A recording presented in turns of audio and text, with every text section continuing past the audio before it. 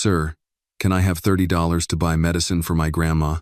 Alan's heart froze, mid-stride, the crowd of Times Square parting around him like a river around a stubborn rock.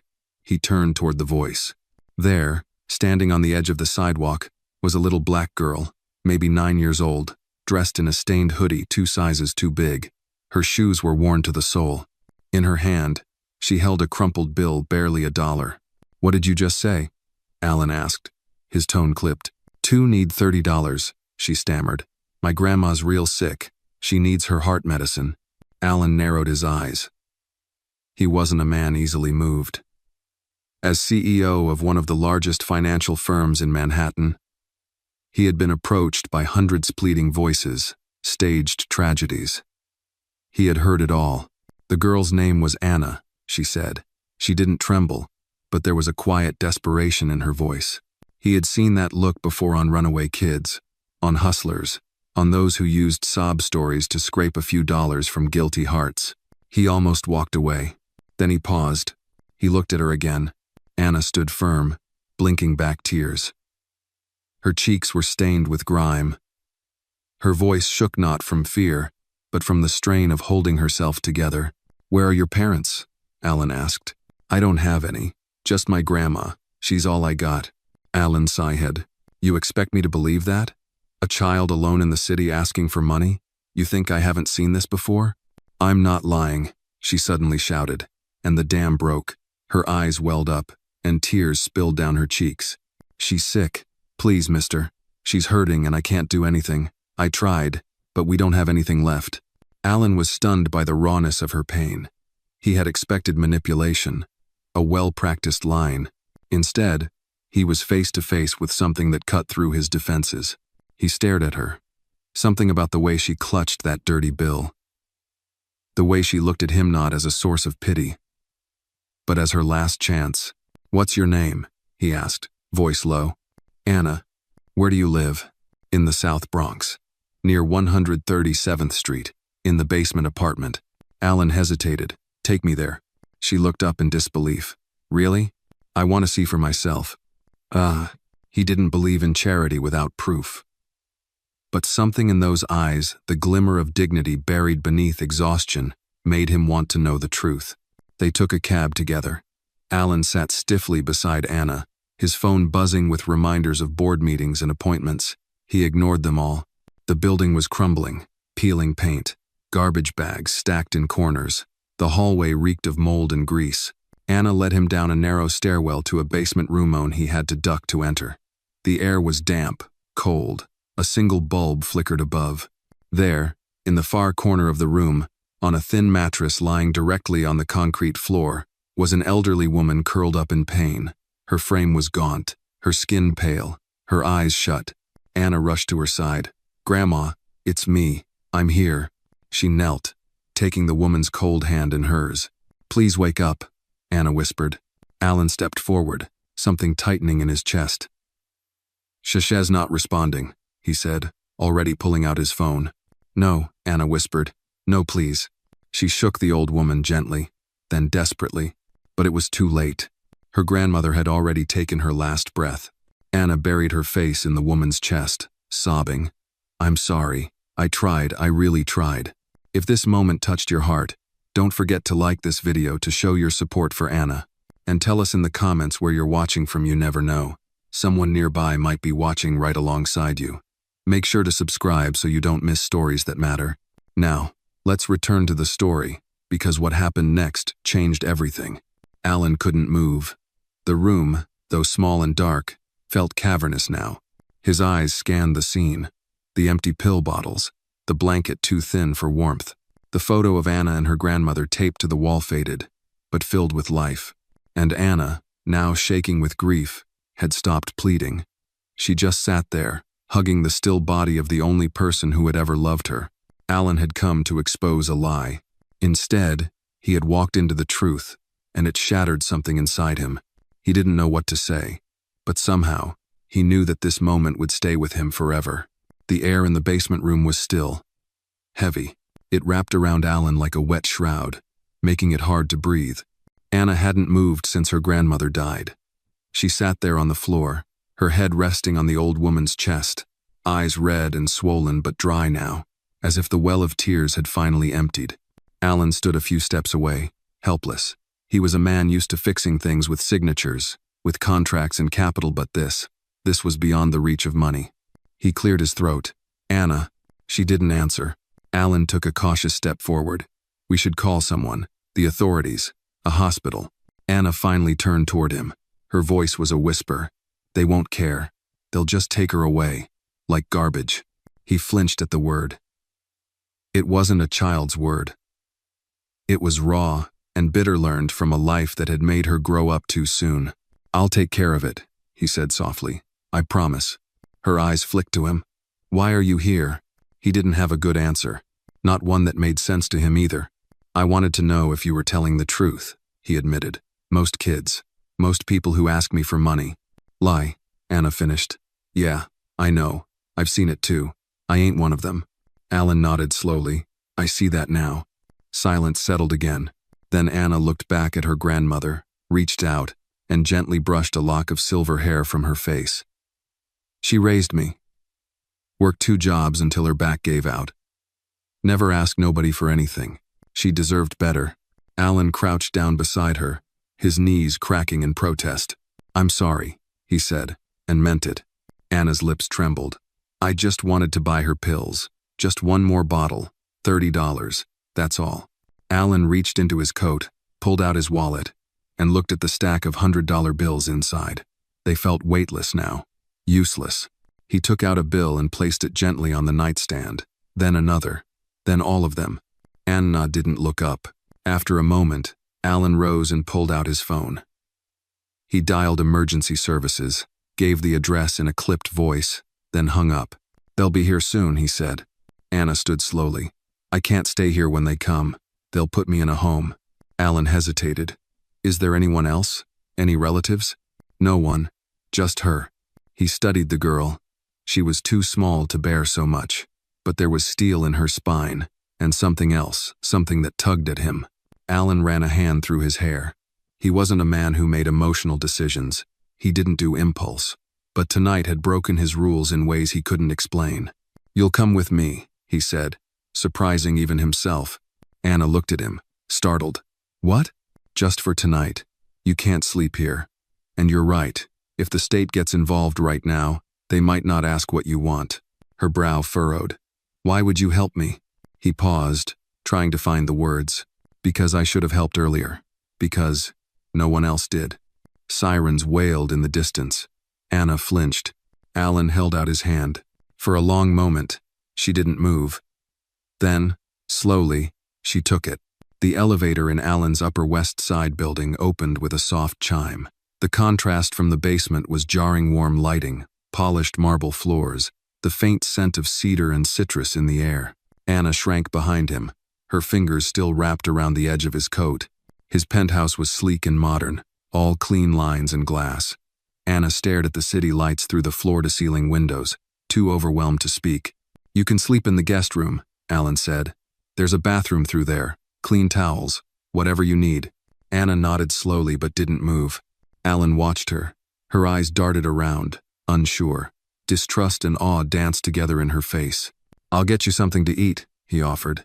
She didn't answer, but when he returned from the kitchen with a grilled cheese sandwich and a cup of hot cocoa, she was sitting on the couch, arms wrapped around her knees. He placed the food on the table. I know it's not much. Anna stared at the sandwich for a moment before reaching out. She took a bite and immediately began to cry. Not loudly, just quiet sobs, shoulders shaking as she chewed. Alan sat down across from her, hands clasped. I meant what I said, he told her. I'll help you. We'll figure something out. Anna wiped her eyes with the back of her sleeve. She said dying hurt less than being forgotten, she whispered. Alan didn't reply. He couldn't. Her words hit something deep inside him. A place he hadn't visited in years. He leaned forward. You're not forgotten, Anna, and she isn't either. She looked at him again, searching for cracks in his voice, signs of deceit, but there were none. The room was silent again, but this time, it didn't feel empty. It felt like the beginning of something neither of them understood yet, but it was real, and it had already begun. Morning broke over Manhattan with a pale, amber light that poured through the towering windows of Alan's penthouse. The city below had already begun its rush cars, honking, subway rumbling, people chasing their routines like clockwork. But in Alan Hart's living room, time had slowed. Anna lay curled on the couch, still in the oversized hoodie from the night before.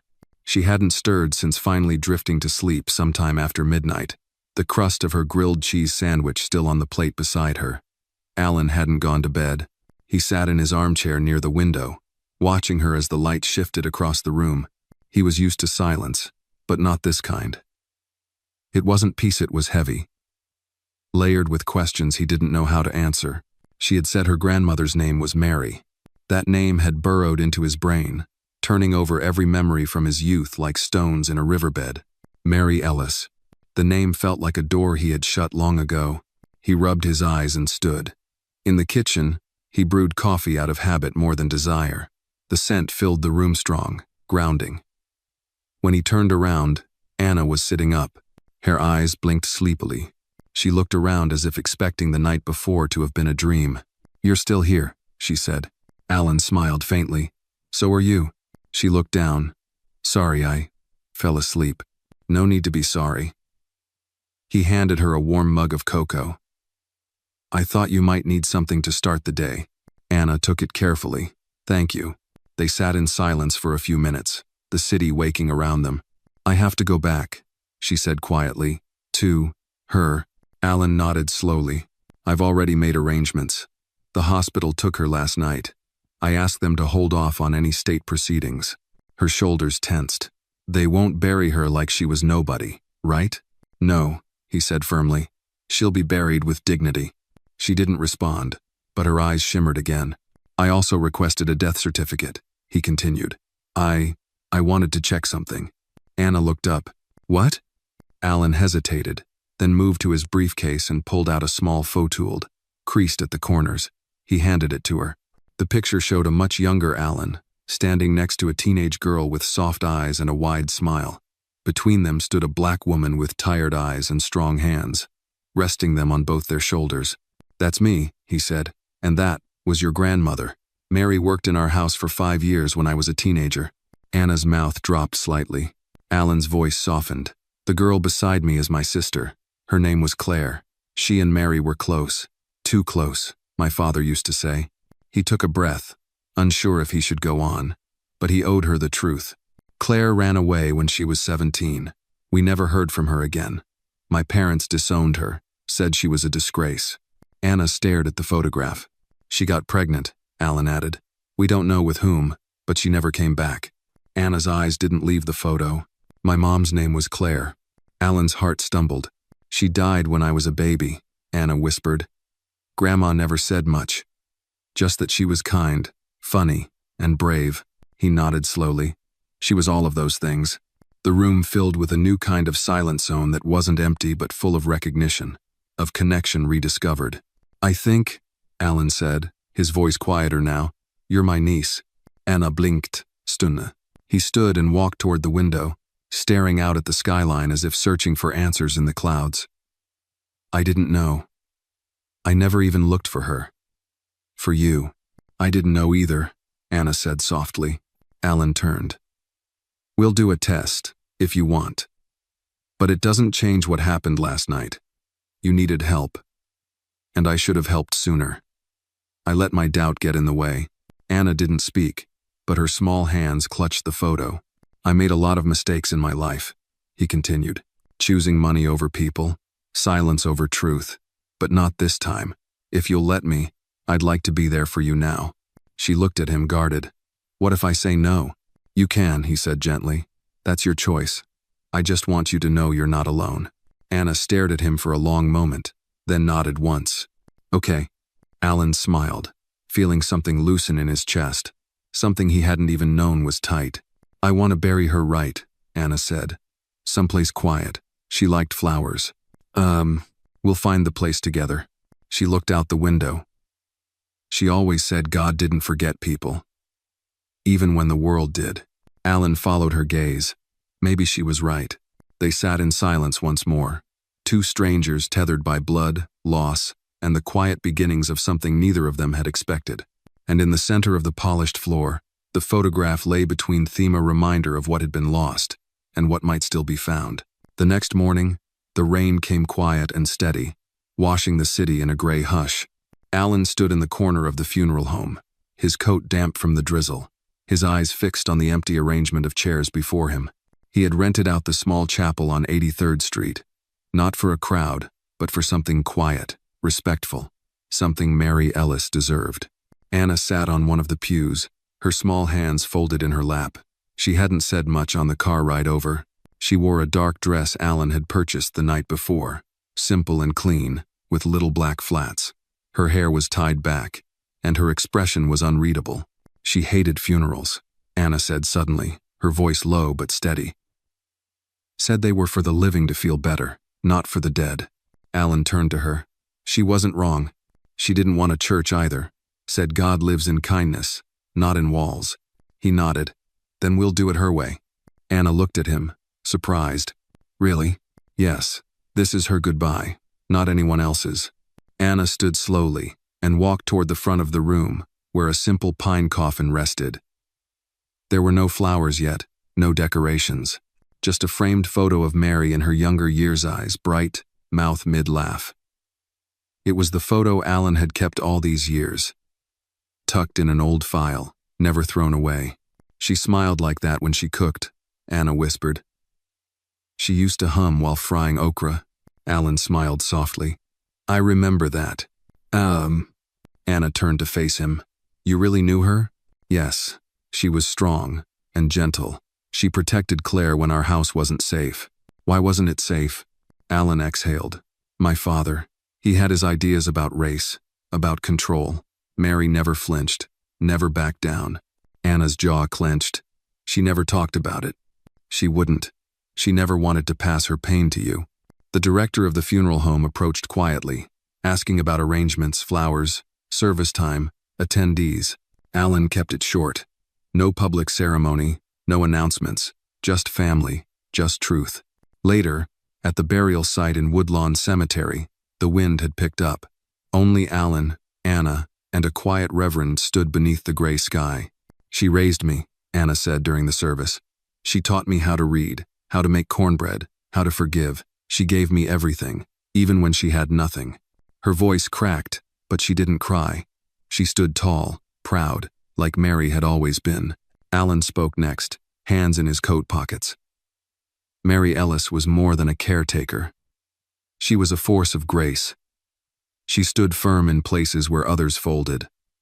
And she left behind a legacy of love in this girl. He paused, glancing at Anna, who looked at the coffin with quiet reverence.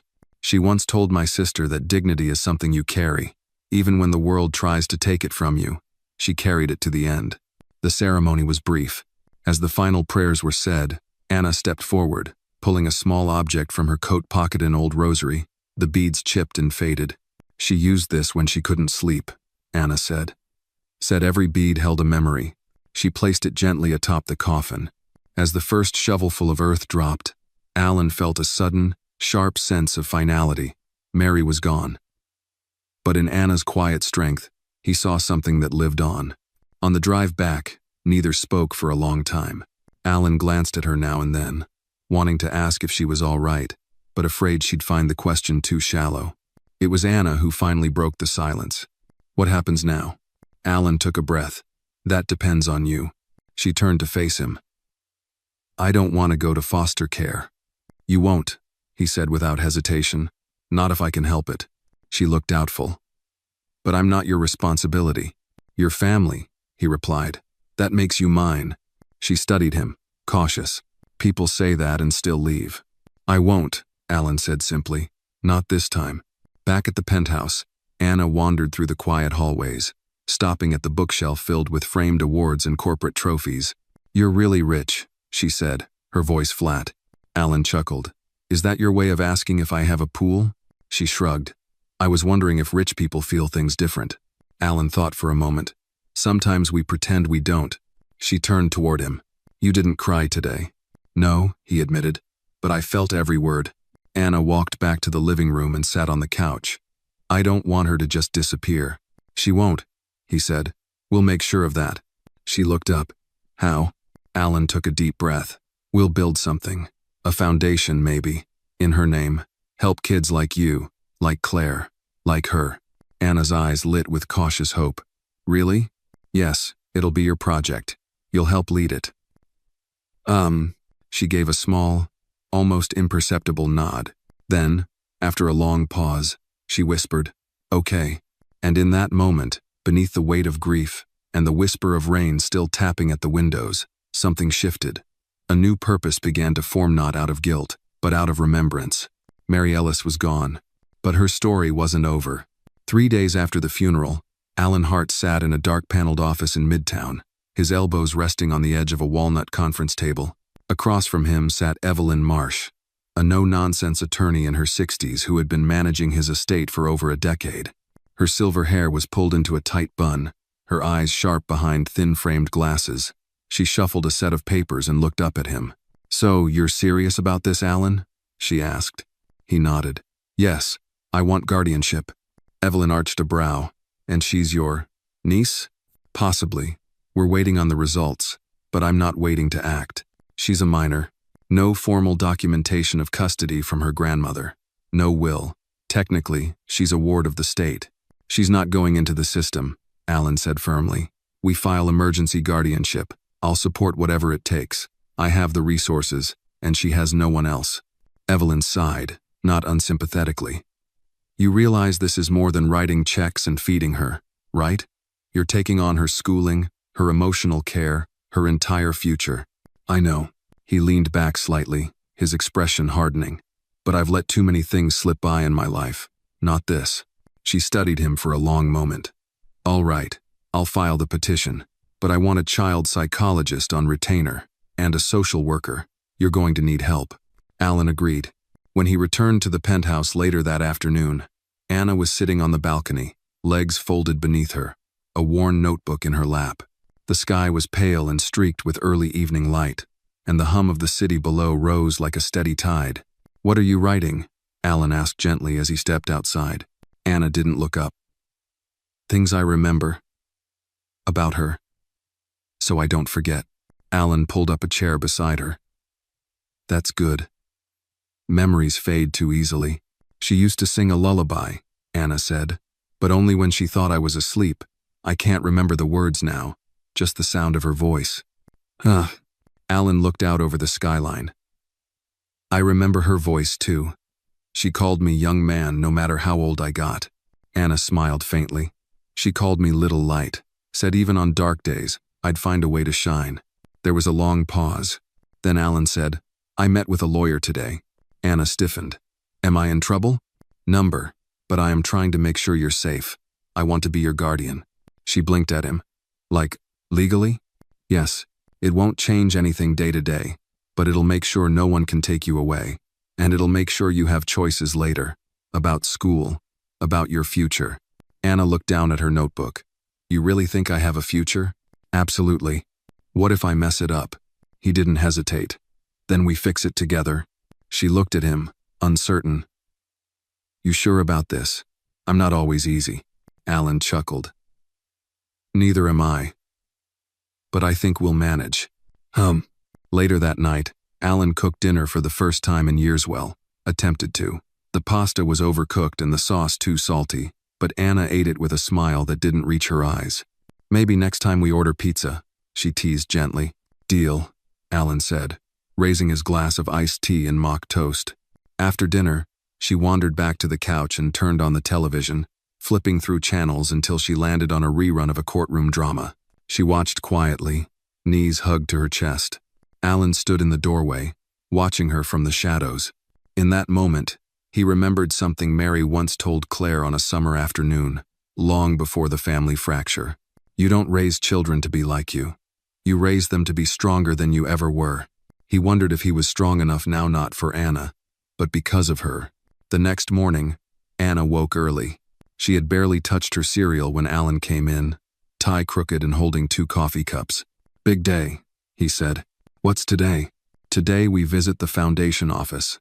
She perked up. For Grandma? Yes. I've drafted the initial paperwork. It'll be named The Mary Ellis Trust. Anna's eyes widened. That's real? He nodded. We'll help kids who need care, food, shelter like what you went through. You'll help guide it. Tell us what works, what doesn't. I've never run anything, she said softly. Neither did I once. She set her spoon down. She'd be proud, I think. Alan smiled. She would. That afternoon, as they rode the elevator up to the temporary foundation suite, Anna held onto her notebook tightly. Her knuckles were white, but she didn't speak. In the conference room, they were greeted by two staff members, young professionals with laptops and bright smiles. Anna shrank behind Alan at first, but slowly warmed when one of the women, Michelle, offered her a seat and a snack. They went over the structure, the mission, the target communities. Anna listened closely, asking shy questions. When asked if she wanted to speak about Mary, she hesitated, then opened her notebook. She always said, "When you have a roof, let someone rest beneath it." She never had much, but we never went to bed hungry. She found a way. There was silence after her words, a respectful one. Alan looked at her with pride. She had her grandmother's strength. As they left, Anna whispered, "Do you think this really changes anything?" "Yes," Alan said. "Starting with you." She didn't respond, but he noticed she walked a little taller as they stepped into the city. And for the first time in years, he felt like he was walking toward something right, something good, something real. 1 week later, the small office on the 15th floor of a converted brownstone in Harlem bore a new brass plaque beside its entrance. It read, "The Mary Ellis Trust." Anna stood staring at it, her hands jammed deep into her jacket pockets, the autumn wind whipping her braids across her cheeks. She would have never believed this, she whispered. Alan, standing beside her, smiled gently. Maybe, but I think she would have liked it. Inside, the office was modest: 2 rooms, a desk, a wall of community flyers, and a small waiting area with mismatched chairs. But it had potential. Alan had insisted on locating it in Harlem, close to where Mary had worked for much of her life, and closer to the kids who needed help most. Anna moved slowly through the space, fingers trailing along the edge of the reception desk. She paused at a corkboard where someone had already pinned a few notes: youth meal programs, free tutoring, shelter contacts. Michelle, now hired full-time, was at a side table assembling packets. "Hey, Anna," Michelle said with a warm grin. "Want to help me stuff some welcome bags?" Anna gave a small nod, walked over, and began slipping granola bars, socks, notebooks, and pens into canvas bags printed with the Trust's logo. Alan watched quietly from the doorway. She moved with focus, like the task mattered. Later that afternoon, they hosted their first community meeting. Alan had invited local teachers, volunteers, and social workers. Anna, at first, stood behind the snack table, silent. But halfway through, as a counselor from the Bronx spoke about a boy recently kicked out of his foster home, Anna raised her hand. "What if he had a place just for nights?" she asked. "Like a safe room? Not long-term. Just somewhere warm where no one asks too many questions." The room fell quiet. "That's an interesting idea," the counselor said. "No red tape, no questions, just safety." Alan leaned forward. "We could pilot something like that. Discreet, anonymous check-ins, no ID required." Anna's eyes met his, surprised that her words had sparked something real. For the first time since her grandmother died, she felt heard. After the meeting, Alan caught up with her on the front steps. "You did good today," he said. She shrugged, but he saw the corner of her mouth tug upward. "She really believed in community," Anna said, glancing at the people leaving the meeting. "She used to say you can't raise a child with locked doors and silence." She was right. They walked in silence for a few blocks before Anna stopped in front of a mural painted on the side of a building, an explosion of color showing a black woman holding a child, surrounded by sunflowers. Anna stared at it. She looked like that, sometimes. Strong, tired, but glowing. Alan followed her gaze. "Would you like us to make a mural for her? Something like this, near the office?" Anna hesitated. "Only if it's real, not just pretty." "I want it to say something." "What should it say?" She thought for a long moment. Then, "Justice is quiet, but it remembers." Alan nodded slowly. "That's powerful." Over the next few days, Anna visited the office daily.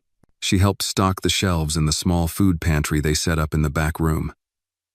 She met with volunteers, gave input on flyers, and even helped design a small reading nook for children. She still didn't speak much, but when she did, people listened. One afternoon, as Alan reviewed reports in the back office, Anna slipped in, holding a sheet of paper. "I wrote something," she said, "for the website." Alan took the page. It was a short paragraph, but it hit him in the chest. "This place is named after Mary Ellis, but it's for everyone who's ever felt unseen. It's for the kids who need one more meal, one more bed, one more voice telling them they matter. It's not perfect, but it's open. And that's a start." Alan looked up. "This is beautiful." She shifted uncomfortably. "You can change it if you want. Number. We'll post it just like this." She nodded and left the room, but not before he caught the faintest flicker of pride on her face. That night, back at the penthouse, Anna wandered into Alan's home office.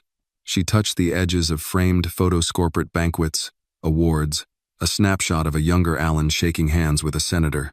"You used to be important," she said. Alan turned from his laptop. "I'm still important," she grinned. "Yeah, but in a better way now." He laughed. "Thanks, I think." She sat down across from him. "Do you ever think about my mom?" Alan's expression grew quiet. "Every day since the funeral." Anna nodded slowly. "Do you think she'd hate me for being left behind?" Alan stood and walked around the desk. "Claire didn't leave you. Life did. Choices did. Fear did. But not her." Anna didn't answer, but her eyes filled again. She looked away, blinking fast. "I didn't think I'd be okay without Grandma," she whispered. "You're not alone anymore," Alan said. "We'll build something together. For her, for your mother, for you." Anna looked up. "Promise?" "Promise." And as the lights of the city blinked in the distance, something inside both of them began to heal slowly, quietly, but unmistakably. A girl without a home had found a future, and a man who had everything had finally found what mattered most. The weather had turned colder, the first hints of winter frosting the edges of the buildings and curling under doors. The Mary Ellis Trust was entering its third week of operations, and word had started to spread. A mother had come in with 2 toddlers needing formula. A runaway teen had slept in their emergency cot for 3 nights straight. The phone rang more often now. Anna was at the office every day after school. She would sit at the intake desk, sorting donated items or answering the occasional call. Her shoulders a little straighter, her voice a little stronger. Alan noticed the change, subtle but unmistakable. She was healing, but with healing came questions. One evening, Alan was reviewing foundation finances in the back office when Anna knocked gently on the doorframe. "Can I ask you something?" He looked up. "Of course." She stepped inside, her hands tucked into her hoodie pocket. "What really happened with my mom?" Alan paused, setting his pen down. "What do you mean? You said she ran away. But why? Was it because of Grandma? Or your dad? Or something else?" Alan leaned back in his chair. "It's complicated." Anna sat across from him. "I'm ready." He looked at her carefully, then nodded. Claire was brilliant, rebellious. She asked questions no one wanted to answer. My father was strict, controlling. He hated that she was close to Mary, said it wasn't appropriate. He made finger quotes with tired eyes. He said Mary didn't belong in our house, that she wasn't family, but Claire didn't care. She called Mary her second mother. Anna's eyes shone. "Grandma never told me that." "She wouldn't. She protected Claire to the end." Alan sighed. "When Claire got pregnant, my father lost it. Accused Mary of influencing her. He gave Claire an ultimatum: end the pregnancy or be disowned." Anna swallowed. "And she left." "She left," Alan confirmed. "And I was too much of a coward to follow her." Anna was silent. Then, "Did you ever look for her?" "After my parents died, yes, but it was too late. The trail had gone cold. I only found out about you because of that day at the store. Because you asked me for $30. Her voice dropped. Funny how everything can change in one sentence. He nodded. "It can." The next day, Anna was quieter than usual. She kept to herself, sorting winter coats in the back room. Around mid-afternoon, Michelle walked in carrying a stack of mail and handed Anna a small envelope addressed to Miss Anna Ellis. Anna opened it slowly. Inside was a folded piece of paper and a hand-drawn card. The drawing was Crudia stick figure girl beside a tall man in a small building with Mary Ellis Trust, written in blocky letters. A little son smiled from the corner. "Thanks for letting me sleep here," the note read. "You're like a superhero." Anna stared at it for a long time. When Alan came in later, she handed him the card. "From the kid who stayed last week." Alan smiled. "Looks like you made an impression." Anna nodded. "It's weird. I didn't do anything big. I just gave him cocoa and told him he wasn't in trouble. Sometimes that's more than enough." That night, Alan took Anna out for dinner at a small soul food diner in Brooklyn he hadn't visited in decades. The red booths were still patched with tape, and the cornbread came out hot and crumbling. This was Mary's favorite spot, he told her. She'd take Claire and me here after school. She used to sneak extra hush puppies into her purse for later. Anna laughed, a real laugh, and Alan realized it was the first time he'd truly heard it. "Over dessert?" she asked. "Did your dad ever regret it?" "No," Alan said, "but I do, every day." She nodded, stirring her sweet tea with a straw. "I don't hate him, but I don't want to be like him either." "You're nothing like him," Alan said gently. "You're brave." She looked at him, her voice barely above a whisper. "I think I want to keep the name Ellis." He blinked. "Of course, that's your name. I mean legally," she added. "If I have to do the papers, I want her name, for always." Alan's throat tightened. She'd be honored. Back at the penthouse that night, Anna wandered into the living room and found a leather photo album sitting on the table. Alan had left it out deliberately. She opened it, page after page of old family photos. Claire at age 10 with a skinned knee and a mischievous smile. Mary standing proudly beside her in a school auditorium. Young Alan in a tux at prom. Mary fussing with his boutonniere. Anna's fingers moved over the plastic covers, as if trying to absorb the past into her skin. She stopped at one page, a faded shot of Mary and Claire, sitting on a park bench. Claire looked peaceful. Mary looked tired, but joyful. Anna touched the photo gently. They were happy once. "Yes," Alan said from the hallway. "They were." She closed the album and looked at him. "I want to make that happiness mean something." "You already are." The next morning, Anna walked into the trust office wearing a button-down shirt and jeans, her notebook tucked under one arm. "I want to start a journal program," she announced to Michelle and Alan. "For the kids who come in. So they can write down what they've been through, even if they don't want to talk about it yet." Alan smiled. "Let's do it." As the city stirred awake around them, and the warmth of new purpose filled the small office, Anna sat behind the intake desk not just as a survivor, but as a builder, a bridge, a name on a door, and a voice in the silence. She had become what her grandmother always saw in her, a little light in the dark, and it was only beginning. Winter had settled into the city's bones. Streets shimmered with a thin sheet of ice, and breath curled like smoke into the air. The Mary Ellis Trust kept its lights on longer now. Alan had insisted on extended hours, knowing that for many, nighttime was when the cold crept deepest into bone sand, into hope. Anna had grown more confident with each passing day. Her journal initiative had taken offline notebooks were stacked neatly in the waiting room, and a small wooden drop box stood in the corner labeled, "Your Story Matters." Every few days, Anna read through the entries, her brow furrowed in thought, sometimes with tears silently rolling down her cheek. It was one of those quiet evenings when the trouble came. A sharp knock at the door. Alan and Michelle were in the back reviewing inventory, and Anna was the only one at the front. She glanced at the clock, 8:47 p.m. She opened the door cautiously.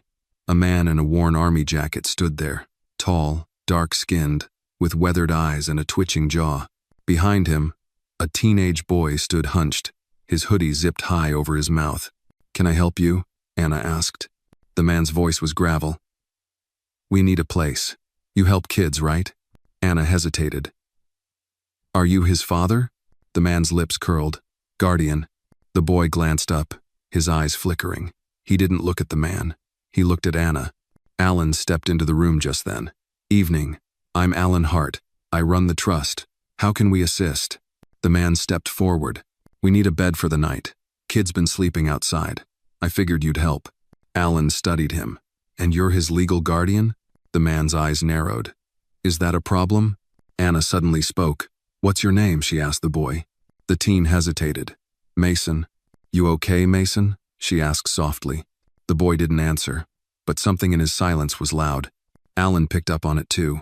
We have a protocol, he said calmly. We don't release kids to anyone without proper ID or a welfare check. The man scowled. He's my nephew. I understand, but we still need paperwork. The man's face hardened. I knew it. All this talk about helping kids and the first thing you do is ask for papers, just like everyone else. Alan didn't blink. Our priority is safety. Suddenly, Mason spoke, his voice thin. I don't want to go with him. The man turned sharply. What'd you say? I said I don't want to go with you, Mason repeated, louder now. You hit me. The room froze. Alan's posture shifted. Anna, go get Michelle. Anna was already moving. The man growled, stepping forward. You trying to turn him against me? He's mine. Alan stepped between them. He's not property, and he just asked for help. You need to leave. Or what? You rich boy gonna call the cops? Exactly that, Alan said calmly, pulling out his phone. The man cursed, then backed away, eyes darting toward Mason. You'll regret this. The door slammed behind him. Alan immediately turned to Mason. Are you hurt? Mason shook his head. Not tonight, just cold. Alan guided him to the couch. Michelle brought out a first aid kit and some warm soup. Anna sat beside Mason, close but not too close, her voice quiet. Do you want to talk to someone? We have counselors. Mason nodded slowly. That night, as Mason settled into the emergency cot, Anna sat with Alan in his office. You did good, he said. I was scared. Being scared and standing your ground anyway, that's brave. Anna was quiet. Then she asked, was that man like your father? Alan looked down at his hands. More than I'd like to admit. Anna thought for a moment. I used to wonder why Grandma never got mean, even when people treated her like she didn't matter. She had strength in stillness, Alan said, the kind that changes people without shouting. Anna nodded. I want that kind of strength. You're getting there. The next morning, Child Protective Services arrived. Mason spoke calmly, detailing months of abuse, couch surfing, skipped meals. Anna stood nearby, her presence a quiet support. When Mason left with the caseworker, he turned to Anna. Thanks for opening the door. Anna managed to smile. You can always come back. We'll be here. Later that afternoon, a police officer visited the trust. Anna overheard him speaking with Alan. He's a known problem, moves around. We've had trouble placing the kid before, but what you're doing, Heret's working. Just be careful. Alan thanked him, but his face was tense when Anna walked in. You okay? She asked. He nodded. Just tired of systems failing the people who need them most. Anna stepped closer. Then we make our own system. Alan looked at her, and for a moment, he saw Claire fierce, principled, unwilling to back down. But Anna had something more. She had clarity born of survival. We will, he said. That evening, Anna added a new page to her notebook. Today I learned that justice isn't always loud. Sometimes, it's a girl opening a door. And a boy stepping through. She closed the notebook and placed it in the Dropbox. Her story, quietly becoming someone else's strength. And somewhere, far beyond the frost and the fading light, the city kept turning, but inside the trust, the warmth never stopped. The morning began like most others, Anna arriving early with a bag of pastries from the corner deli, Alan reviewing emails in the back, and Michelle tidying up the common room. The trust had found a rhythm, a quiet hum of purpose behind its simple daily acts. Food bags packed, journals read and filed, check-ins with local teens. Each action like a brick laid carefully into something lasting. But by mid-morning, something shifted. Anna was organizing the donation shelf when she noticed a man across the street, standing still in the cold. He wore a long gray coat and a fedora, the brim tilted low. He hadn't moved in 10 minutes. He wasn't smoking, talking, or even scrolling on a phone, just watching. She stepped back from the window, uneasy. Alan, she called. There's a man outside. Alan came quickly, peered out, then frowned. I don't recognize him. Think he's waiting for someone? Let's keep the door locked for now. The man eventually disappeared into the crowd, but the unease lingered. That afternoon, while Alan stepped out for a quick meeting with a city liaison, Anna manned the front. She was sipping cocoa, flipping through a binder of program ideas when the bell above the door chimed. The man in the gray coat stepped in. He removed his hat slowly, revealing neatly combed silver hair. His eyes scanned the room, then settled on Anna. "You're Anna Ellis?" She stood, keeping the counter between them. "Yes. Can I help you?" He nodded, slow and deliberate. "My name is Gerald Walters. I knew your grandmother." Anna's eyes narrowed. "How?" "I met Mary Ellis many years ago, back when she worked for the Lamberton family." Anna's chest tightened. "You were friends?" "Not quite. I was your grandfather's lawyer." Alan's father." Anna's jaw clenched. "Why are you here?" Gerald set his hat on the counter. "I came to give you something that should have been yours long ago." He opened his briefcase and removed an envelope. Heavy, sealed with a faded wax insignia, he slid it forward. "This letter was written by your mother, Claire." Anna stared at it. "You're lying." "No," he said gently. "She wrote it the day she left. She gave it to your grandmother for safekeeping, but Mary never mailed it. I believe she meant to. I believe she hoped to explain it in person one day." Anna didn't reach for the envelope. "Why bring it now?" Gerald hesitated. "Because your name's being mentioned, Anna.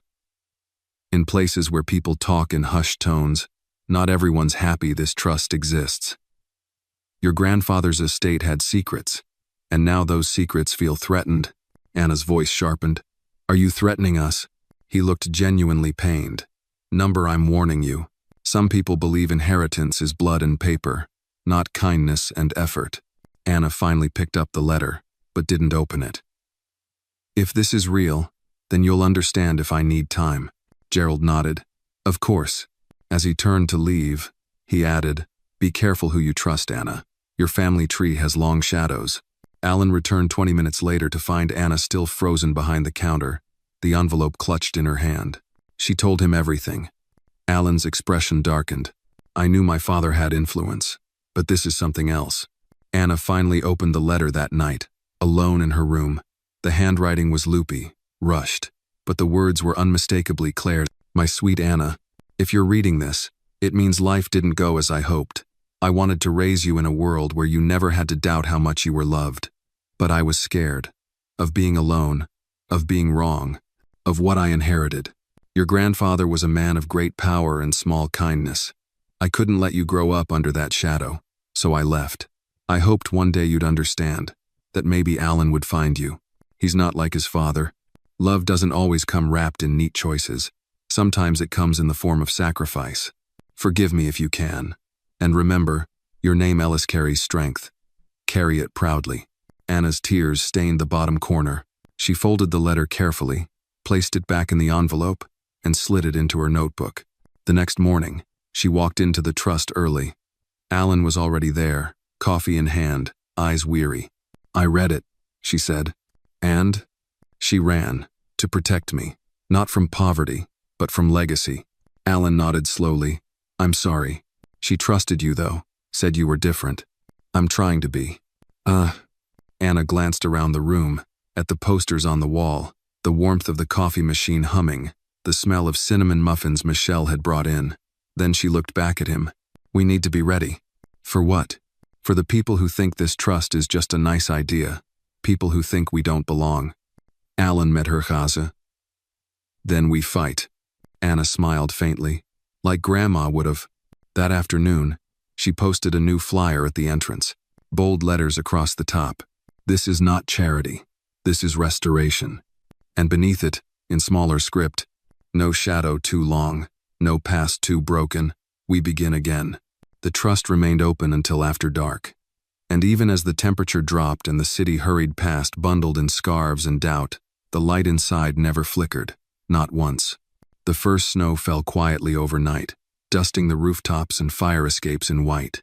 The city looked momentarily softened, as if the noise and hardness of it all had taken a breath. But inside the Mary Ellis Trust, the air was tight. Alan sat in the back office, the lights dimmed low, a thick leather-bound book open before him. It wasn't just any book, it was the estate ledger Gerald Walters had delivered 2 days ago, accompanied by a single line of explanation. You deserve to know what was hidden. He hadn't yet shown it to Anna. The ledger was decades old but meticulously maintained. Payments, transfers, property lists, and, on several pages, names.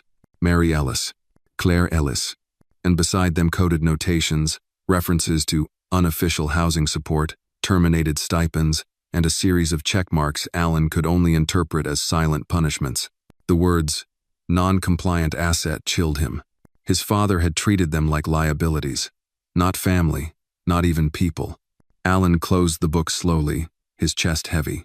This wasn't just family shamite, was deliberate cruelty. He heard the front door open and Anna's voice calling, "Alan?" He tucked the book into the drawer and stood to greet her. She was holding a folder of journal entries from the Dropbox, cheeks red from the cold, eyes wide with quiet energy. "I think we have a pattern," she said, dropping the folder on the desk. Alan blinked. "A pattern?" She nodded. "I've been reading these story entries from kids who've stayed here, walked in, eaten lunch, cried in the reading nook, and they mention names. The same few. People at other shelters. People who ask weird questions. One kid even wrote that someone tried to follow him home." Alan's jaw tightened. "You think they're being targeted?" "I don't know, but it's not random. There's someone trying to intimidate these kids, to scare them into staying quiet." Alan sat down. "Let me see." She opened the folder and began pointing out passages, her finger landing on lines in trembling handwriting. "He said no one would believe me anyway.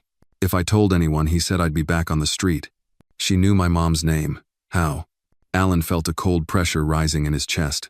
"We need to go to the police." "They'll want proof," Anna said. "Not just stories in notebooks." Alan exhaled slowly. "Then we get proof."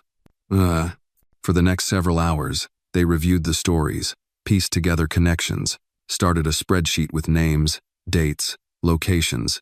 Michelle joined them after lunch, pale-faced and furious when she read one of the entries that mentioned a local shelter she once volunteered at.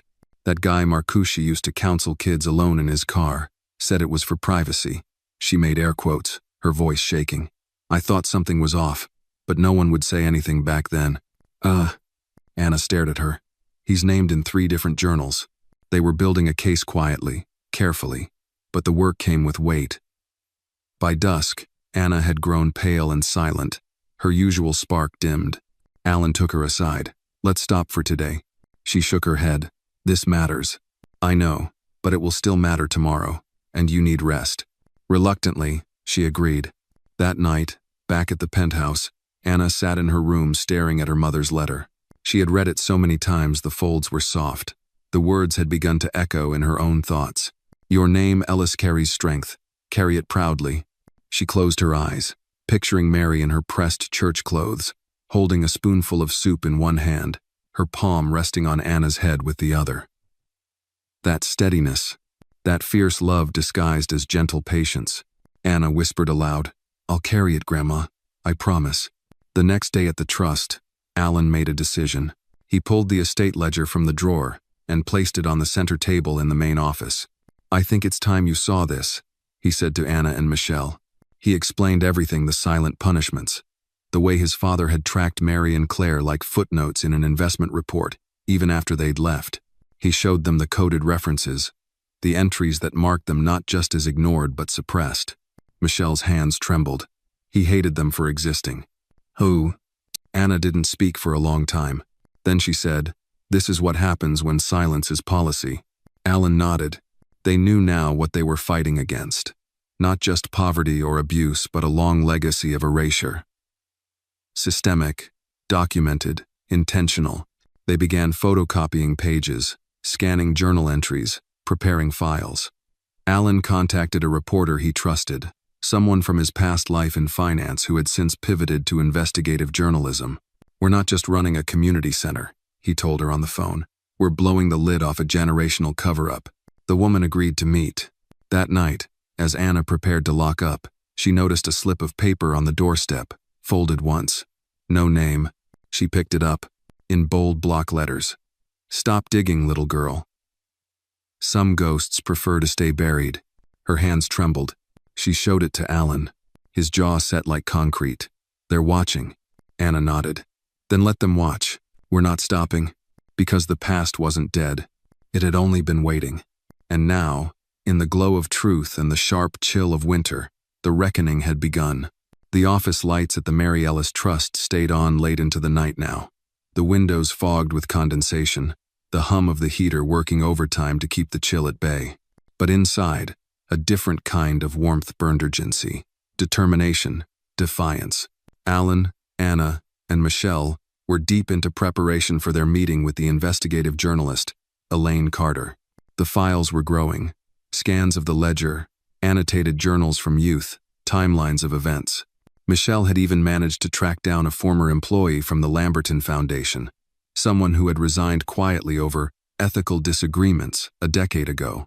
They were piecing together a picture so long hidden it nearly faded into myth. But it wasn't myth. It was memory. And it was documented. Anna stood by the whiteboard, drawing lines between names.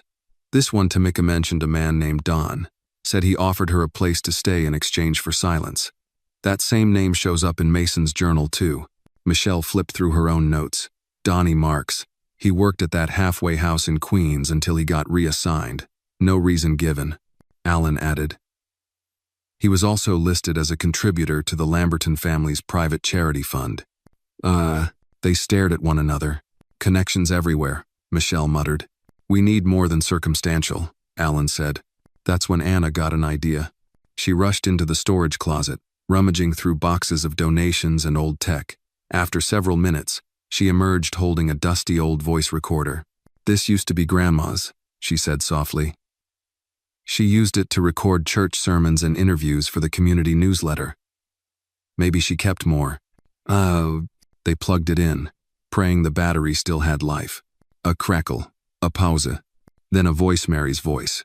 Today I spoke with someone I never thought I'd see again. The audio was grainy, but the voice was unmistakable, clear, steady, the kind of voice you wanted to believe. Anna pressed play again, this time scrolling through the files. There were over 30 recordings. Mary had documented conversations with children, visits to shelters, even whispered phone calls. Many of them were vague. Mary had been careful, but names repeated, details, hints of coercion, threats swept under the rug. One recording stood out. I don't care what Alan's father says, Mary said, her tone firmer. Claire won't raise her child under fear, and if he tries to take custody, if he even thinks about it, I'll go to the press. Alan's breath caught. Mary had known. She had fought. Anna stared at the recorder. She was trying to protect us, all along. They stayed up cataloging the audio, tagging names, copying files. It was evidence reel, breathing evidence. By morning, the office was a war room. They brewed coffee and reviewed talking points. Elaine Carter was arriving at 10. She stepped into the trust just as the sun rose through the windows, a tall woman with sharp eyes and an aura of quiet command. She shook Alan's hand first, then turned to Anna. You're the girl who asked for $30, she said with a small smile. Anna nodded. And got an army instead. Elaine laughed. Let's see what kind of fight you're bringing.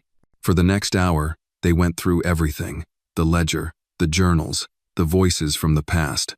Elaine listened carefully, her recorder running. She asked tough questions, names, dates, possible holes. She didn't flinch when the stories got dark. She took notes with the precision of someone used to pressure. When they finished, she sat back. This is bigger than a few corrupt shelters. This is generational. A machine built to punish the forgotten. Alan leaned forward. Can you publish it? I can do more than that, Elaine said. I can make people listen. But before she left, she warned.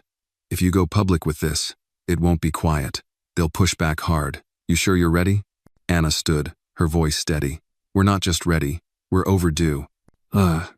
Later that night, Anna stood in front of the old mural outside the trust, a faded painting of open hands and wheat fields, something Mary had commissioned years ago. She looked at it differently now. Grandma, she whispered, you recorded everything. You knew no one would believe you without proof, but now, they will. Behind her, Alan joined her silently. She was braver than all of us, he said. Anna nodded, but she didn't finish the fight. Alan looked at her, eyes firm. Then we will. Snow began to fall again, soft and slow, but it didn't feel heavy. It felt like a curtain lifting, like something was about to begin. And this time, they weren't just keeping the light on. They were aiming it straight into the dark. The story broke at 6 a.m. sharp. Elaine Carter's headline ran across the digital front pages of 3 major outlets simultaneously. The Ledger of Silence, Generational Wealth, Forgotten Voices, and the Empire Built on Fear. Within an hour, phones at the Mary Ellis Trust rang nonstop. Reporters, survivors, former employees, a city council member, and, unsettlingly, anonymous voicemails filled with static and veiled threats. Alan sat at his desk, listening to a fourth message that ended with a quiet warning. Some names are meant to be buried. Michelle burst in, holding her phone. We're trending. Alan blinked. What? She turned the screen to him. Twitter, Facebook, even TikTok. The tags number Mary Ellis Trust, number Justice for Claire, and number The Ledger were everywhere. Screenshots of the ledger, quotes from the journal entries, and snippets of Mary's recordings were spreading fast. Anna sat in the break room, her hands cradling a warm mug she hadn't touched. Her eyes were red but clear. She was watching the comments scroll under one of Elaine's posts. My mom stayed at that shelter. She used to whisper stories about a woman named Mary. I always wondered what happened to that girl who stood up for her grandma. Now I know. Some heroes don't wear capes, they carry notebooks. Alan joined her, setting a hand on her shoulder. You all right? She nodded slowly. I thought it would feel like victory, but it feels heavy. That's because you know what it cost. She looked up at him. They're going to come after us, aren't they? Yes, he said, but we're not alone. The trust had always been a quiet place of soft chairs, calm music, the smell of cinnamon and ink, but that day, it buzzed with a new energy. Survivors began to arrive in person. Some just stood quietly, touching the mural outside. Others asked for a journal. A few walked up to Anna and simply said, "Thank you." A woman in her 50s named Lorraine approached with trembling hands. I used to know Mary. She helped me leave. She gave me a key and $20 and said, "Find the sun." Lorraine wiped her eyes. I never got to say thank you, until now. Anna embraced her without words. Meanwhile, Alan was fielding calls from lawyers and donors alike. Some applauded the courage. Others panicked at the exposure. But he didn't back down. He called a press conference for the following day, right on the trust's front steps. That night, the building stayed open late again. Volunteers poured in, bringing hot meals, blankets, even a spare generator in case the power went out. Michelle coordinated like a general, and Anna slipped from room to room, checking on guests and writing down their names, just like Mary used to. But there were shadows too. At 10:47 p.m., the security alarm chirped. Alan checked the feed. Someone had scrawled, "Liars," in red spray paint across the back wall. Anna saw it too.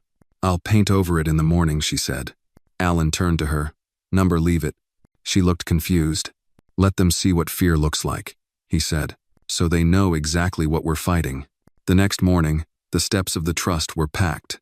Press, community leaders, former foster kids, neighbors, even a handful of council members stood shoulder to shoulder, waiting. Alan stepped to the mic, the ledger in his hands. He spoke not just as a CEO, but as a son, a brother, a man who had once chosen silence but had finally decided to speak.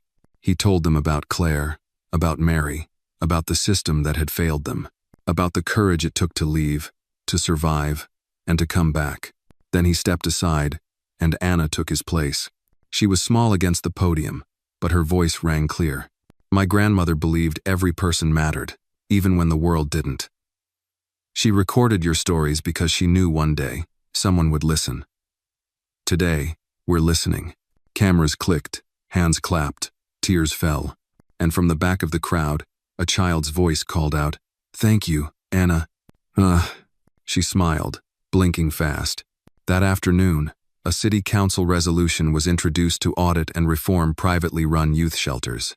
2 board members of the Lamberton Foundation resigned, and the Mary Ellis Trust received its largest private donation to date with a single line in the memo, for Mary, for Claire, for all of them. That night, As snow fell gently once more, Anna stood before the mural again. She touched the open hands painted in faded brown and gold. "You were right, Grandma," she whispered. "Truth doesn't die. It waits." Behind her, Alan and Michelle lit candles in the windowsill for every name in the ledger, and one more for the names not written. The trust had become more than a shelter. It had become a beacon, and nothing, not even silence, could bury it again. 3 days after the press conference, the letter arrived in a plain white envelope bearing the seal of the governor's office. Alan found it wedged between a stack of mail from donors and a flyer for a local jazz festival. The envelope was thick, hand-addressed, and carried the distinct weight of something official and serious. He opened it slowly, careful not to tear the paper, and read the contents twice. Then he read it a third time, slower. Anna was in the reading nook, helping a younger girl named Lily with spelling words when Alan approached. He didn't speak right away. Instead, he sat nearby and waited for Lily to finish sounding out, "Freedom." Only then did he pass the letter to Anna. She read it, eyebrows drawing together, mouth slowly parting. "They want us to testify," she said, "in Albany, before the Oversight Committee." Alan nodded. "They're opening a formal investigation into shelter abuse, foundation misconduct, and," he tapped the letter, "generational financial exploitation." Anna handed the paper back carefully. "That's big. It's massive." She sat back, absorbing it. "Will they listen?" Alan's expression was calm but firm. "They've already started." Preparations began immediately. Michelle contacted a legal advisor who agreed to help them pro bono. Survivors began submitting written statements. Elaine Carter continued her coverage, broadcasting survivor stories and publishing more of Mary's recordings in a serialized podcast. The trust became the center of a movement it had never planned to lead, but one it refused to abandon. As the day of testimony approached, Anna grew quieter. She kept busy organizing files, rehearsing her statement, helping Lily and the other kids with homework, but attention settled in her shoulders. One night, Alan found her sitting alone in the main office. The lights dimmed. "I'm scared," she admitted, not looking at him. "I am too," he said honestly. She turned toward him. "What if they twist our words? What if they make it sound like we're just bitter people with a grudge?" Alan leaned forward. "Then we tell the truth anyway, even if our voices shake." Anna nodded slowly. "When do we leave?" she asked. "Tomorrow morning. Michelle's driving us up." The trip to Albany was gray and cold, the trees along the highway bare and silent. They arrived at the Capitol just after noon, the marble steps looming like a fortress. Inside, the hearing room was grander than Anna expected: wood-paneled walls, green leather chairs, rows of microphones. A dozen committee members sat in a crescent, papers before them, faces unreadable. Anna sat between Alan and Michelle. Her heart thudded so loudly she was sure everyone could hear it. But when her name was called, she stood, and she walked forward. Her voice at first was quiet, but steady. "My name is Anna Ellis. I'm 15 years old. My mother was Claire Ellis. My grandmother was Mary Ellis. They weren't politicians. They weren't wealthy, but they were brave." She told them about the $30, about the basement apartment, about the last breath her grandmother took, about the ledger, the journals, the voices of children who had been dismissed and discarded. And then she said something that made the entire room lean forward. "My grandma used to say, if a wound is deep enough, silence won't cover it. It'll grow mold instead. We're not here to hurt reputations. We're here to clean the wound. And that means facing the infection." Alan testified next, reading entries from the ledger, outlining how funds were funneled and families abandoned. Michelle spoke on the failures of oversight and the ease with which power shielded cruelty. Then came Lorraine and 3 other survivors, their testimonies raw and halting but undeniable. By the time they finished, the room was silent. Then came the questions. They were sharp, sometimes skeptical, but none could refute the facts. Elaine's reporting had laid groundwork, the documentation had been verified, and the sheer emotional weight of the testimonies cut through politics. After the hearing, as the trio stepped out into the cold afternoon air, reporters swarmed. Anna stood taller than before. "We told the truth," she said simply. "Now it's their turn." That night, back at the trust, there was no celebration, just quiet reflection. Volunteers made a hot stew. Someone brought fresh rolls. The kids gathered in the reading nook, and in the center of the room, Alan lit another candle. "For Claire," he said. Michelle lit one too. "For the ones who never got to speak." Anna held a match, hesitating. Then she lit hers. "For the ones still afraid to." The candles flickered in unison, a small blaze of remembrance and rebellion. And in the glow, Anna smiled not with triumph, but with peace. They had spoken, and the world, finally, had listened. The days following the testimony brought a strange quiet.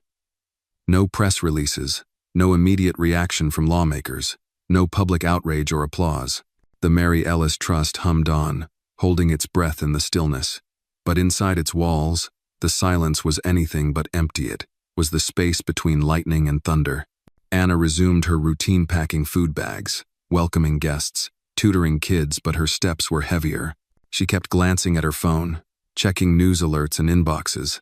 Each time she hoped for movement, justice, a sign, and each time the screen stared back blankly. On the fourth day after Albany, an envelope arrived again, handwritten, no return address. Alan opened it at his desk, his expression unreadable. Inside was a photograph, grainy, black and white. A girl, no older than 10, stood in front of a brick building. Her posture was rigid, eyes defiant. Behind her, a man stood in a long coat, his hand tightly gripping her shoulder. Scrawled on the back in smudged ink, "Some stories don't need retelling." Alan showed the photo to Anna and Michelle in the back office. "That's Claire," Anna said softly, fingers trembling. "That's her." Michelle leaned closer.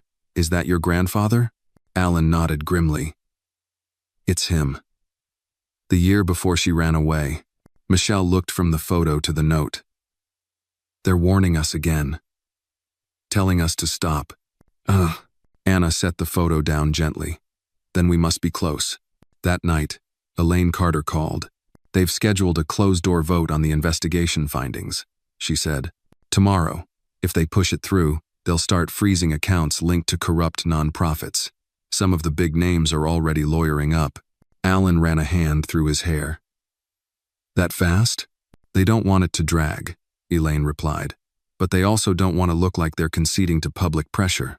So they're doing it quietly." "Do we have access?" Anna asked. Elaine paused. "Not officially, but I've got someone on the inside who's willing to text updates. If the vote goes our way, you'll know before the rest of the world." After the call ended, Anna didn't sleep. She lay in bed staring at the ceiling, Claire's letter on the nightstand beside her, the grainy photograph tucked under it. She imagined her mother at that age, already scared, already strong, already plotting a way out. By sunrise, Anna had made her decision. She dressed quickly, threw on her coat, and walked through the still sleeping city to the trust. Alan was already there, sipping coffee, rereading journal entries. She sat across from him and pulled out a notebook. "If they vote against it," she said, "we go public with everything, all of it." Alan looked up. "The rest of the ledger?" "The rest, the unredacted names, the donations, the payouts, even the cover-ups." He exhaled. "You're sure?" Anna nodded. "If they silence us again, we won't whisper. We'll shout." At noon, Elaine's first text came through. Debate started. Lines are being drawn. An hour later, pushback from 2 members. Claim insufficient corroboration. Another hour. Counterpoint from minority chair. Emotional testimony mentioned. Then, they're calling the vote. Anna stared at the screen, her breath caught in her chest. 5 minutes passed. Then another. Finally, one last message. Passed. 8-4. Motion carried. Investigation moves forward. Anna didn't move. She just stared at the screen, as though the words hadn't fully registered. Alan leaned over. "It passed?" She nodded. Michelle burst into tears. "Oh my God."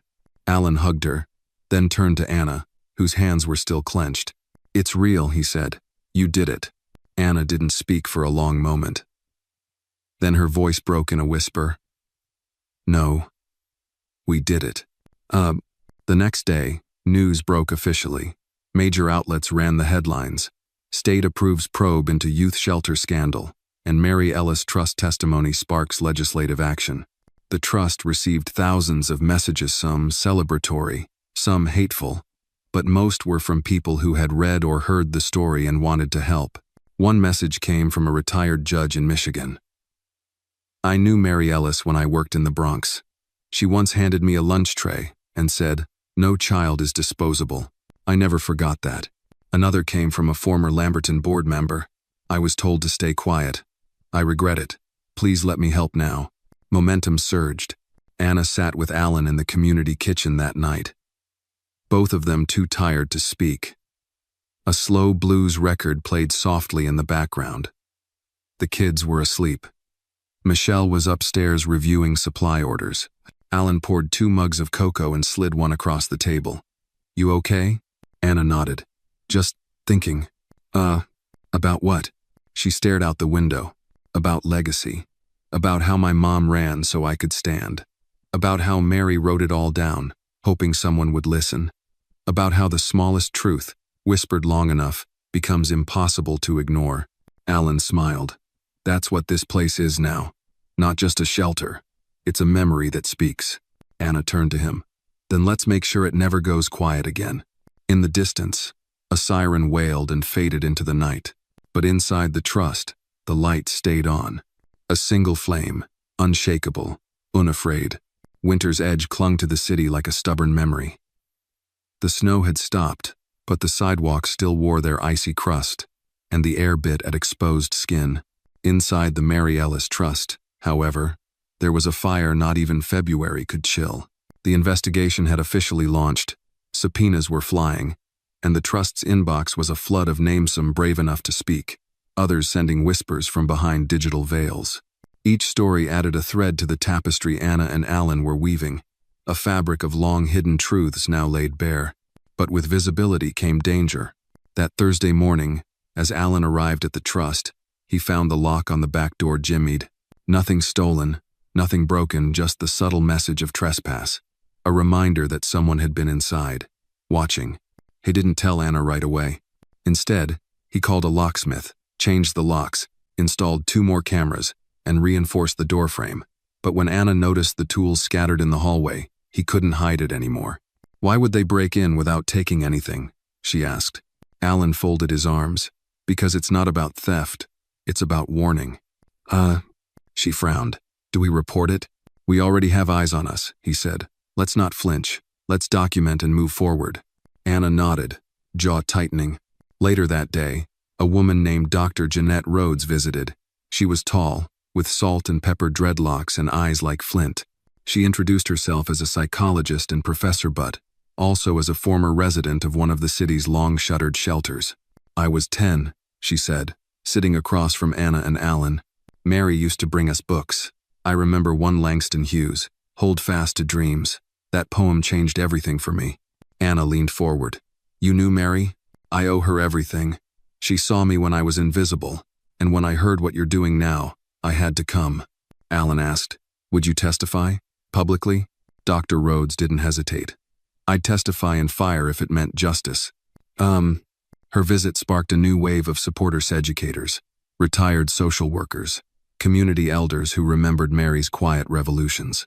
They came carrying yellowed photos, brittle letters, and folded flyers from old church events. Together, they formed a coalition, the Ellis Circle. They planned teach-ins, community forums, and a candlelight vigil at City Hall. Word spread quickly. The Circle was a movement gnawed by the past, fueled by the present, but not everyone welcomed it. A week later, a local radio show aired a guest segment featuring Victor Langston, former Lamberton Foundation consultant and spin doctor. On live air, he accused the Trust of emotional manipulation, claiming the ledger was misinterpreted personal notes, and that Mary Ellis had a history of mental instability.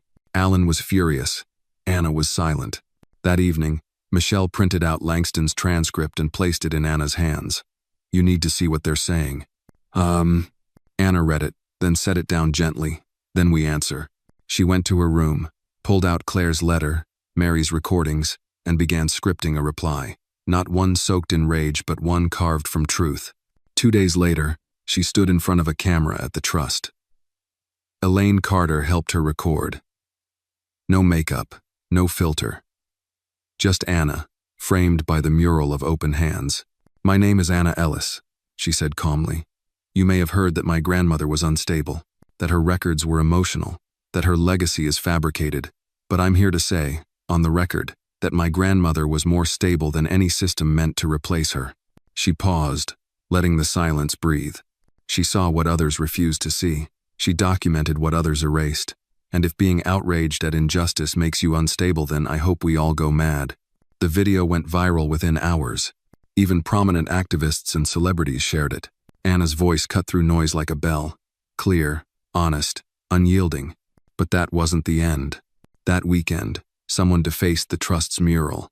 Red paint slashed across the open hands, spelling a word that hadn't been spoken in a long time. Liar. Anna arrived early that morning, saw the vandalism, and simply stared.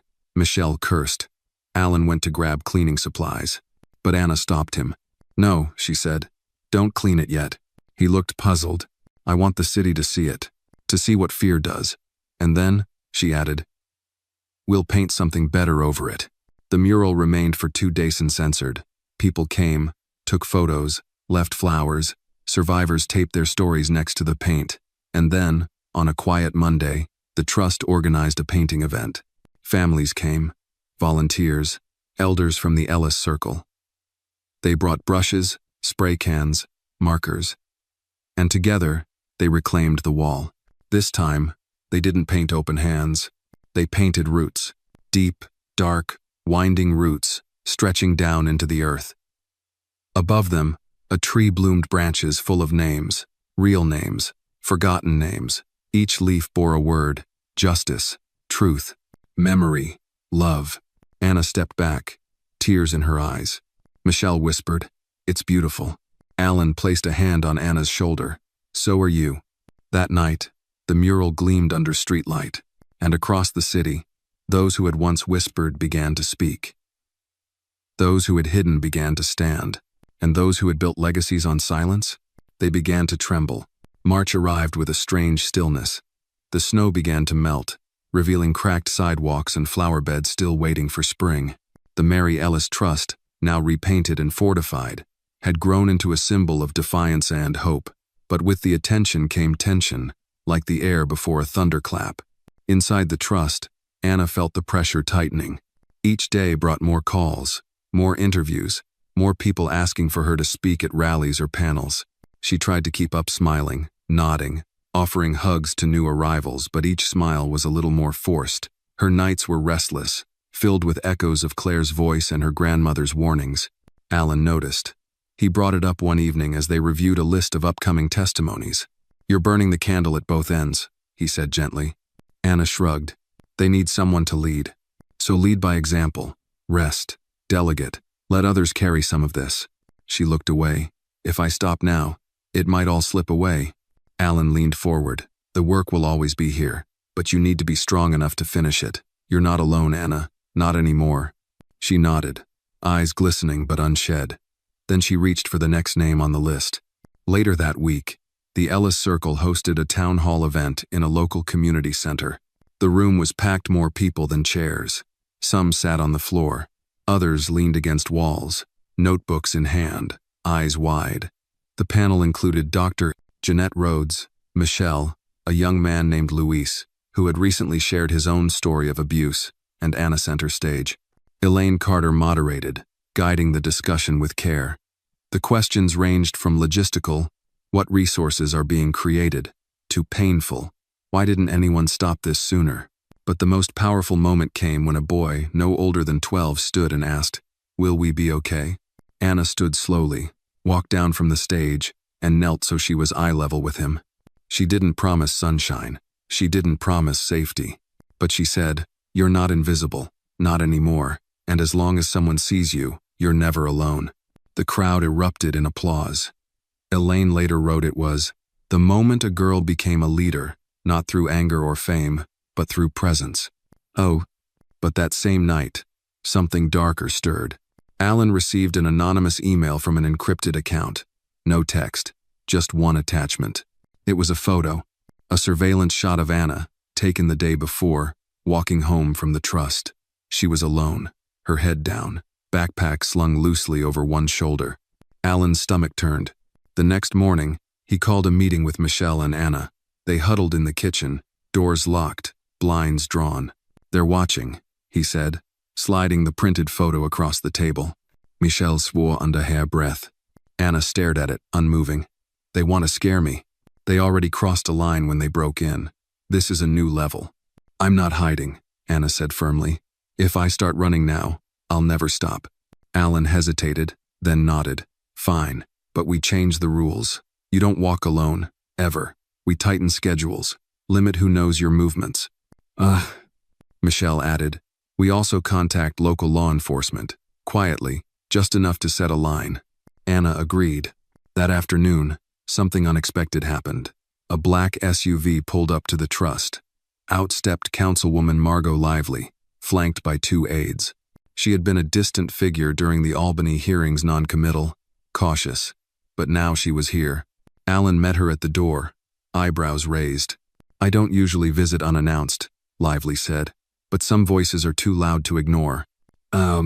She toured the building slowly, listened as Anna explained their programs, walked through the reading nook, met some of the younger kids, and when they returned to the lobby, she said, "I've submitted a resolution to formally recognize the Mary Ellis Trust as a historical and civic landmark." Alan blinked. "What does that mean?" "It means this place will be protected, legally, symbolically, permanently." Anna smiled, the first real one in days. But before the moment could settle, Michelle rushed in with her phone. "Turn on Channel 7. The small television in the corner came to life. A breaking news banner rolled across the bottom. Federal charges filed against 2 former foundation executives in Lamberton scandal. Reporters spoke of embezzlement, of cover-ups, of documents recovered from a private storage unit matching the handwriting in Mary's ledger. Video footage showed agents wheeling out boxes of records. Anna stared at the screen, hand over her mouth. "They found proof," Alan whispered. Lively looked at Anna. "You lit the match. Now the fire is spreading." That night, Elaine Carter sent Anna a text. "Tomorrow's front page. The girl who made the city listen." Anna sat in the hallway outside her room, knees tucked to her chest. She read the message twice, then looked up at the painted mural. "Roots, names, memory," she whispered to herself. "We're not done yet."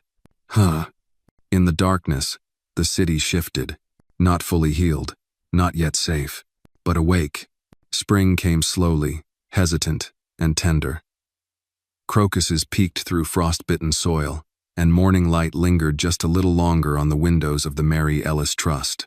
Inside, everything moved with quiet purpose, as if the building itself knew it had passed through fire and emerged standing. Anna stood in the community room, watching as a group of children painted thank you cards for the volunteers who had helped them move into safer homes. The colors were bright, full of hope, sunshines, trees, handprints. A girl drew a house with a wide front porch and wrote in big letters, "A place where nobody yells." Michelle walked in holding a small envelope.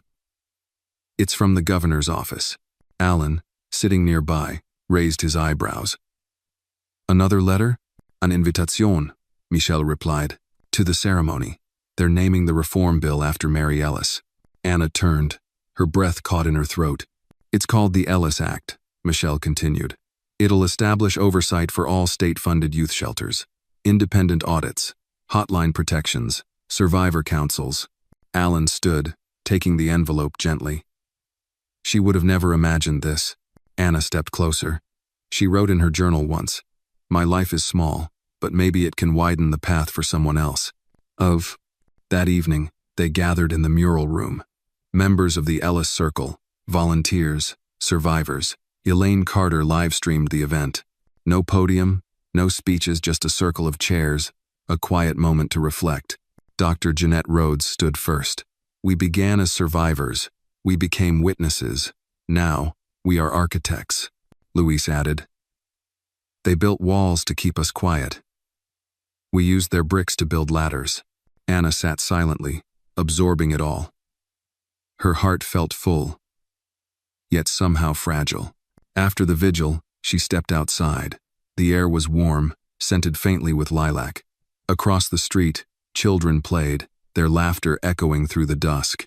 Alan joined her, offering a cup of tea. "You ready for tomorrow?" he asked. She shook her head. "Number, but I'm going anyway." They both smiled. The next morning, they boarded the train to the capital. Anna wore a navy blue blazer that had once belonged to Claire. It was slightly too big in the shoulders, but she wore it like armor. At the Capitol steps, crowds gathered. Reporters, lawmakers, community leaders. The press cameras flashed as they entered the chamber. When the governor rose to speak, the room quieted. "Today, we passed the Ellis Act not just to change policy, but to honor persistence. Because one girl asked for $30. Because one grandmother refused to stay silent. Because truth is heavy, but it never sinks." He turned to Anna. "She is not just a survivor. She is a builder of futures." The chamber rose in applause. Anna stepped forward to the podium. Her notes shook slightly in her hands, but her voice did not. Mary Ellis didn't have a title. She had a basement apartment, a worn notebook, and the kind of faith that doesn't ask for applause. She believed that dignity isn't a luxury, it's a right. And when the world turned away, she looked anyway. She listened anyway. She paused. "This law doesn't fix everything, but it makes silence harder. And for the children still waiting to be seen, that means everything." When the session ended, a line formed, people wanting to shake her hand, take photos, share pieces of their own stories. But the only person Anna wanted to talk to was already gone. Still, she looked up at the high dome ceiling and whispered, "We did it, Grandma." That night, back at the trust, a package waited at the door. No return address, just Anna's name. Inside was a worn cassette tape, labeled, "For when it's time." Alan found an old player. Michelle brought headphones. Anna pressed play. The tape crackled, then Mary's voice is softer than Anna remembered. "But sure, if you're hearing this, it means you found the rest. It means you saw the rot and chose to garden anyway." A pause. "I don't know who you are yet, but I know this. The world will try to shrink you. Don't let it. And when your hands shake, use them anyway.